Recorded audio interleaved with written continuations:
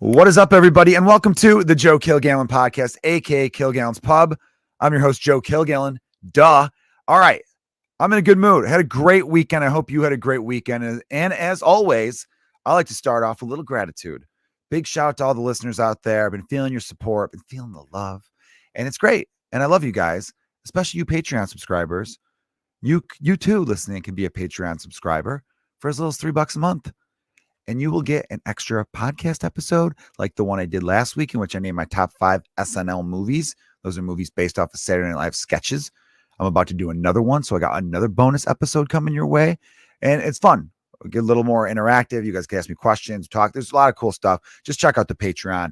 Now that I got that little ad out of the way, I want to talk about this embarrassing thing that I did twice over the last few days.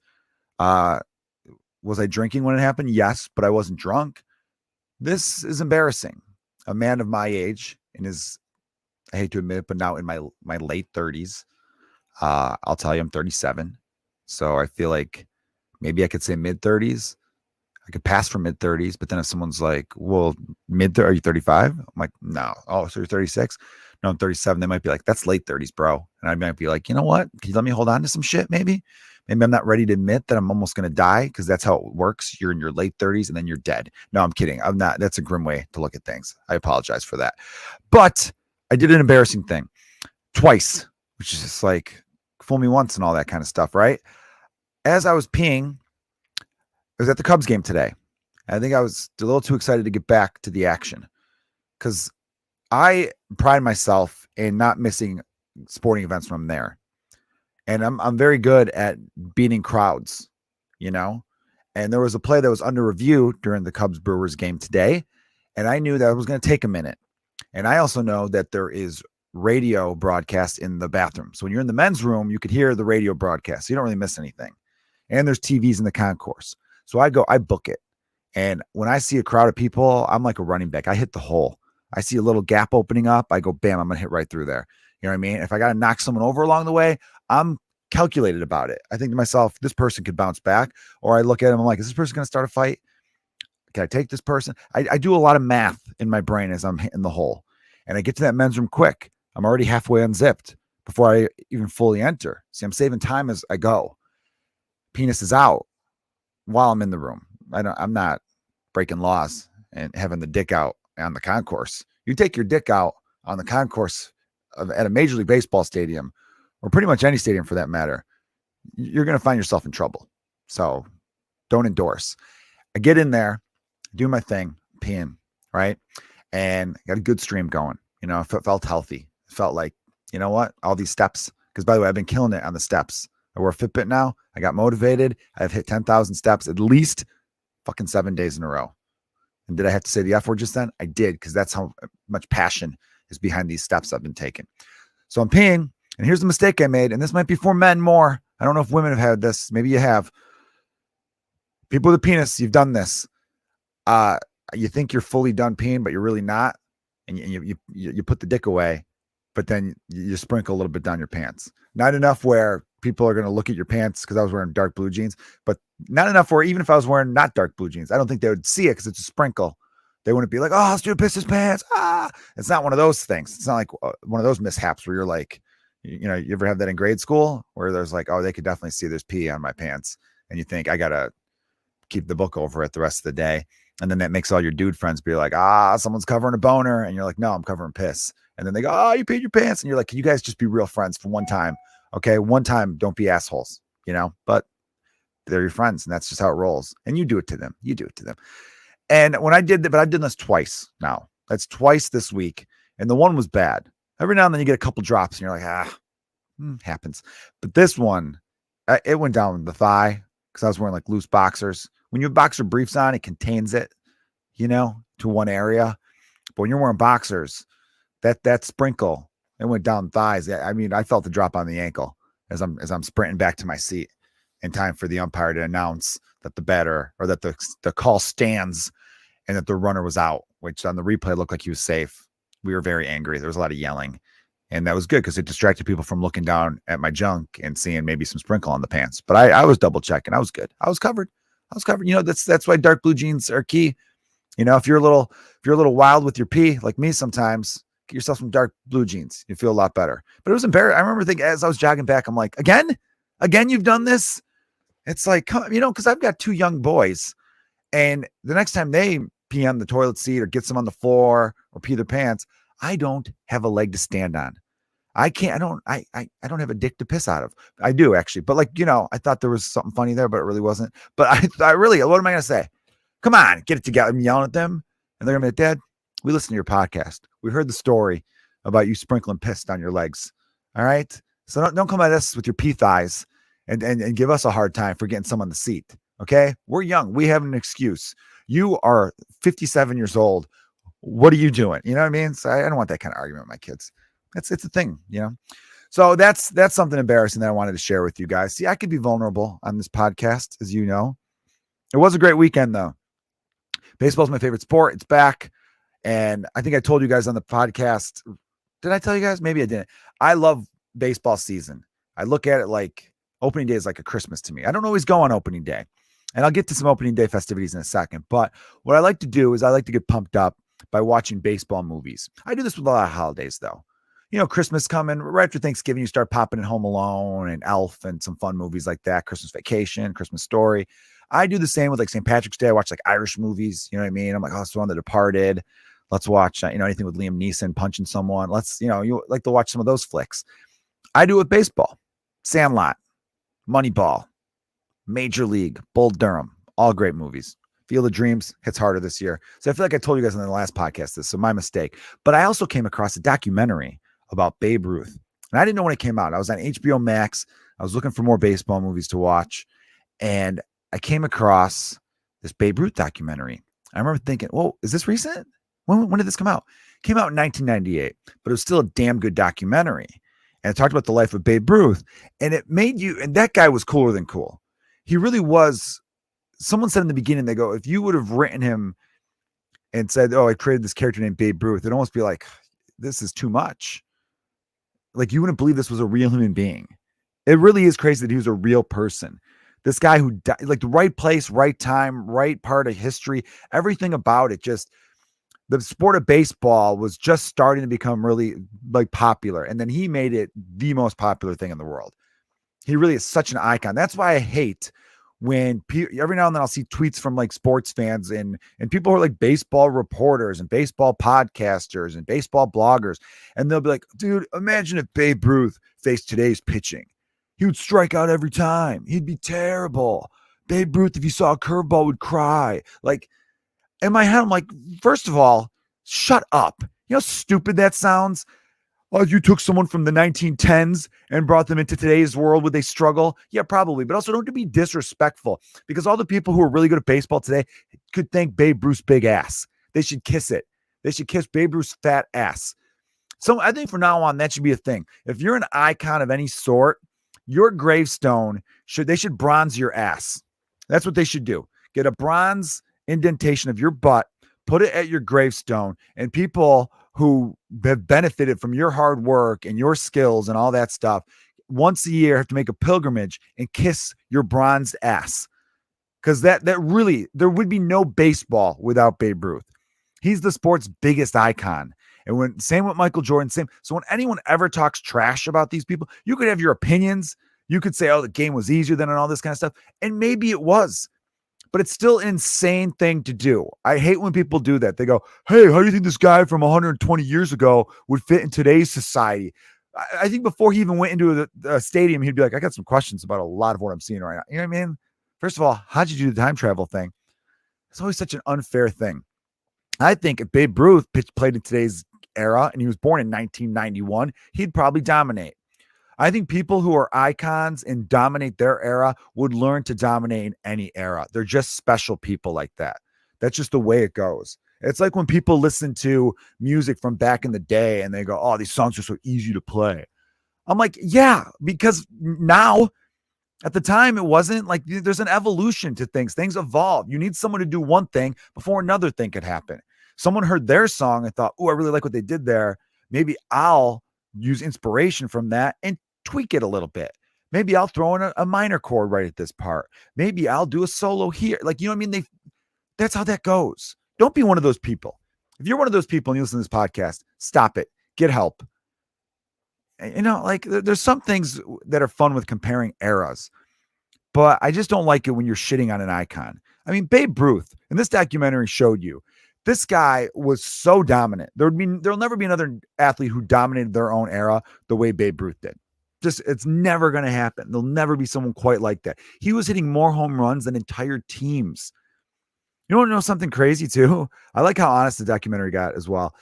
In 1925, Babe Ruth missed 2 months of the season. And at the time they were like reporting like stomach pains or some sort of back issue or whatever.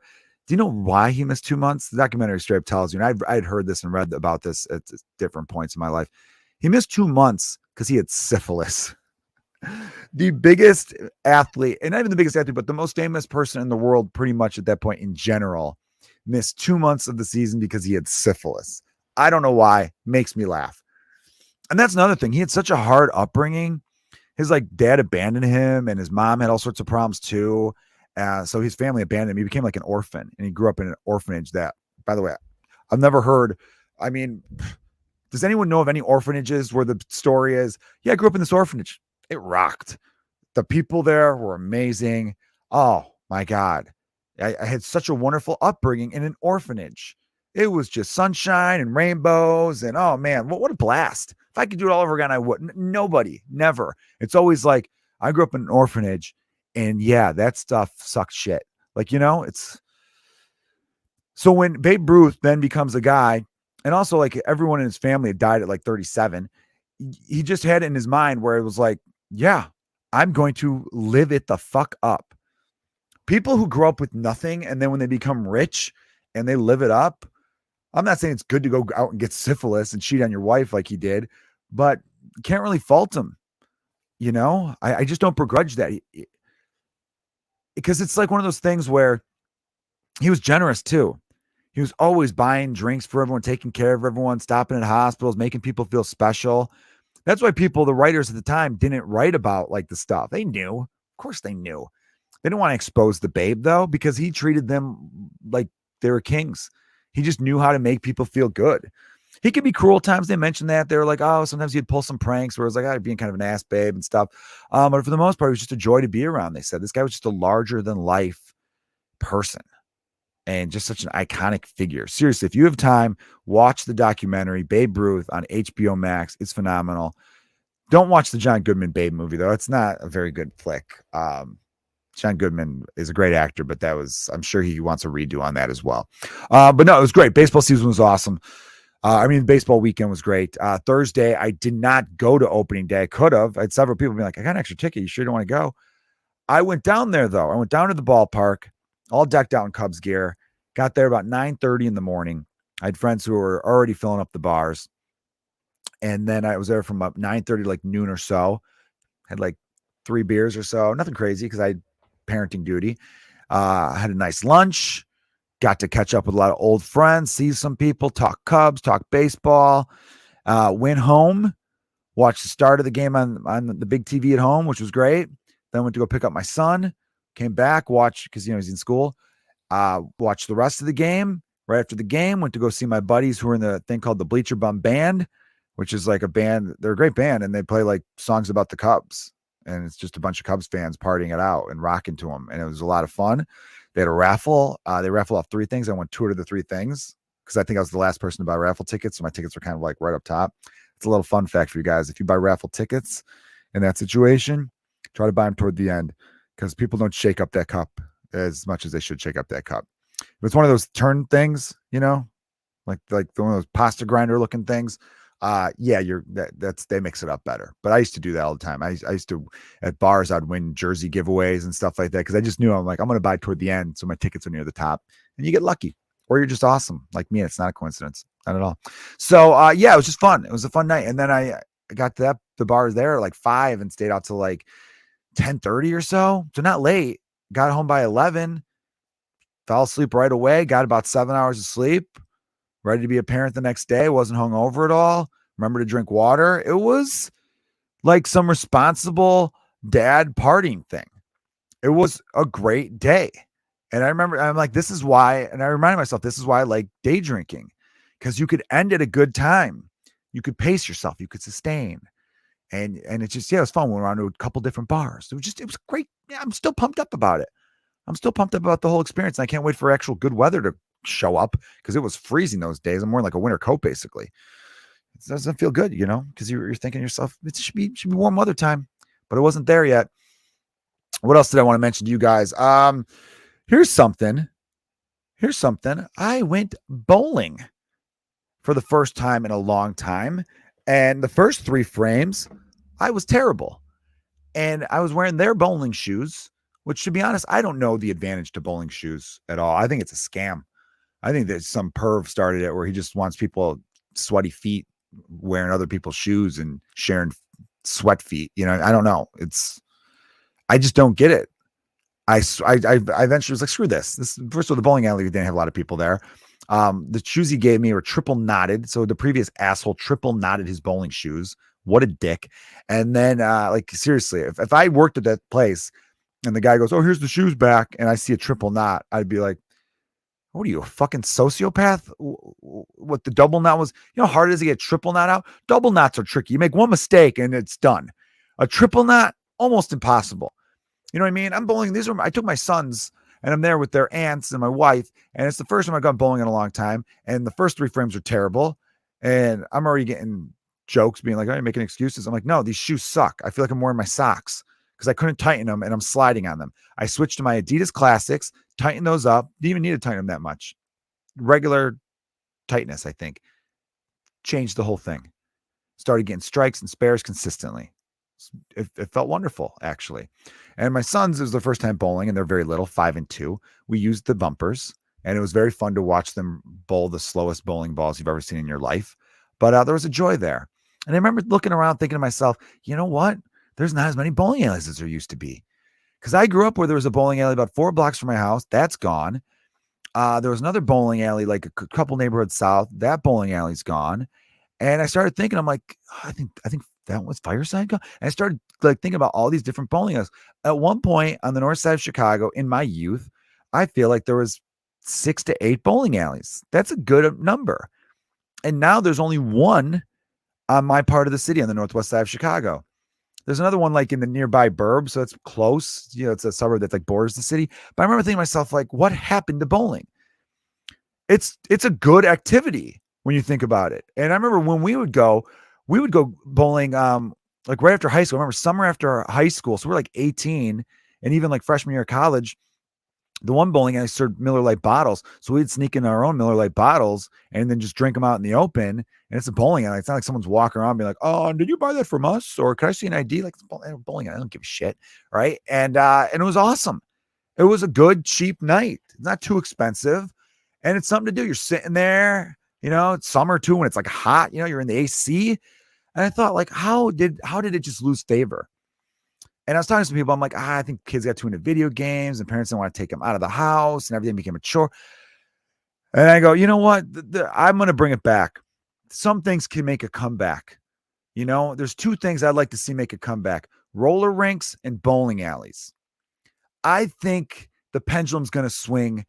I'm not anti-technology. Look, I'm talking to you guys on the fucking internet on a podcast.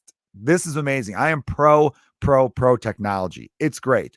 At bowling alleys, used to do the score by hand. Now the computer does it. That's positive. That's a positive thing. I'm very happy about that. So when I bring up how I want to see more people do outdoors activities or just things where you're not glued to a screen, it's not because I'm against screens. I think that we need to come back to a healthier balance. I was talking about that. I went to the Cubs game with Joe Fernandez, comedian who's been on this podcast several times. And we were going back and forth on stories of things that we've come across where we're like, people are just looking to be angry.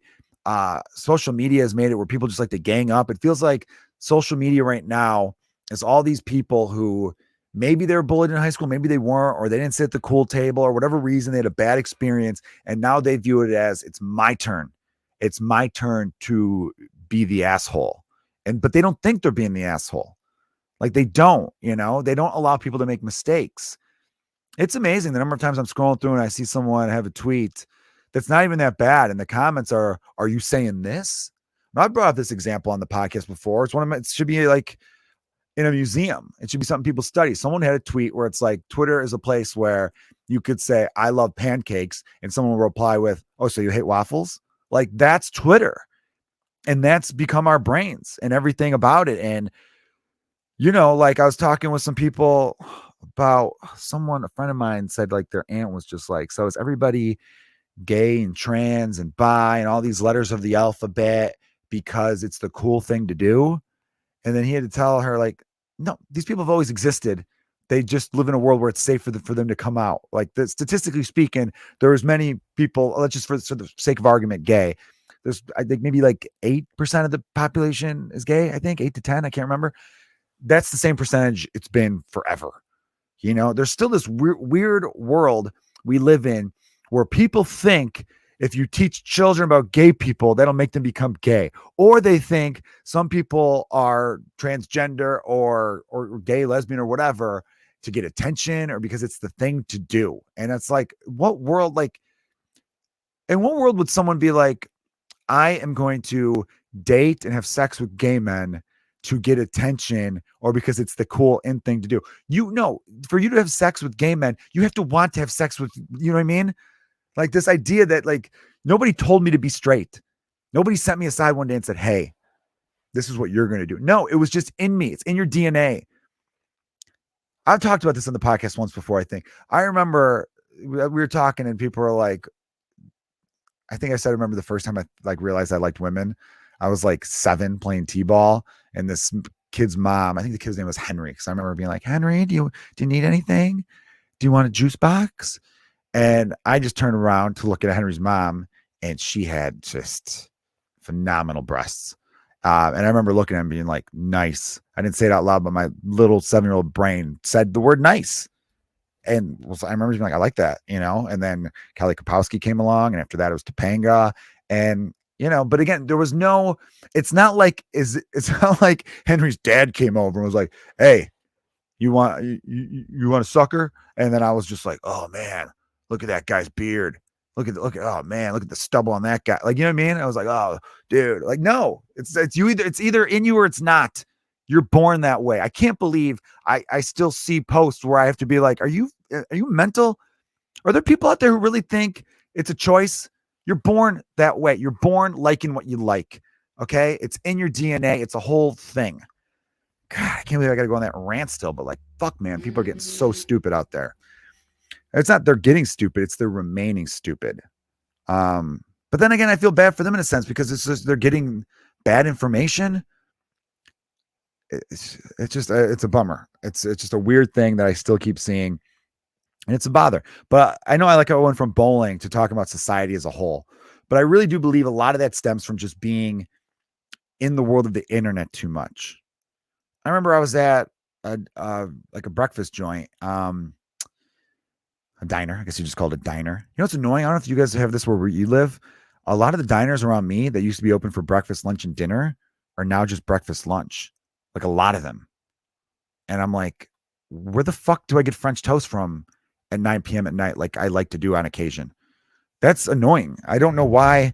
I'm like, I'm just going to go to Denny's then. I'm not going to support mom and pop diners if they're too lazy to stay open past 4 p.m. How are you not open for dinner?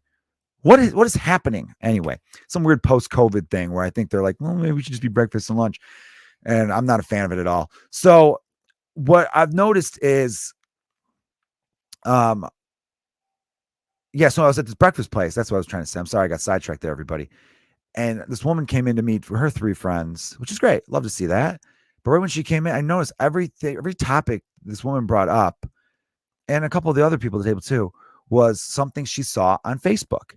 So did you see this on Facebook? Did you see so-and-so's Facebook post? Did you see the article they shared?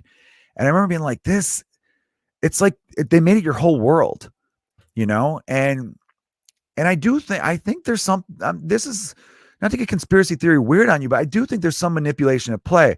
There's a documentary on Netflix. I think it's still on Netflix. I talked about it a million times, called The Social Dilemma, where it does show you that they do manipulate. They make it so that they're like, oh, you haven't been on Instagram for 5 hours. So now we're going to send you a notification saying, hey, these 3 people just posted something, because they know those are 3 people that you like to look at their photos. So then they get you back on Instagram. Like they know, they play these things, they play these games with you. And I'm almost wondering if it's getting to the point where it's even more severe than we realize. You know, I don't know. I try not to get too conspiracy theory weird with it, but there is facts on that thing. So watch The Social Dilemma if you have not seen it. As far as bowling goes, here's what I want with bowling and the roller rink. Roller rinks might be tough because you need a lot of space for those. Bowling alleys, you do too. And real estate being what it is these days, that's the tough sell of it. But I would reverse engineer it, meaning you have to do it long term. If you get into this game where you have to really, I just lifted up my arm. So anyone watching on YouTube, got a little bit of sweat pit going on there, little pit stain developing on this shirt. So if you want to get bowling more popular again, if you're someone who's like, I love bowling, it was a passion, and it makes me sad that bowling alleys are becoming a thing of the past. Here's what you do. You open up a bowling alley. You try to find an area that's not quite there yet, up and coming, perhaps, showing some signs of life. And it has to have kids. It doesn't even have to have kids, but like not a lot. But what you do is whatever the local grade school is in that neighborhood, every neighborhood mostly has a school nearby. You go to that school and you offer several different days where they get the bowl for free. And maybe you make it so that the shoes aren't free though, right? You get a little money out of them, make a small profit. You try not to even make a profit, right? You try to do it like, hey, if you kids bowl free every Tuesday from 3 to 5, you know? And there might be some parents out there who are like, great, that's something for us to do. They could bowl. I can answer work emails or whatever. You find a time, you do some investigation of what that area is and what it needs. And you do that. And while the parents are there, that's when you have advertisements for them. Right? They get to see what else you got going on. And then it makes it where that people like that. And then those kids grow up loving bowling and they remember times with their family. And then as they get older, they keep it going. They start going there when they are in high school. They start going there and when they're in their early 20s for some drinks, right? Maybe you're throwing an arcade in there. You got to make it like an event. And what you do is that you get them started young. There's the story of that one, like coffee wasn't big in Japan at all. It was a big tea place.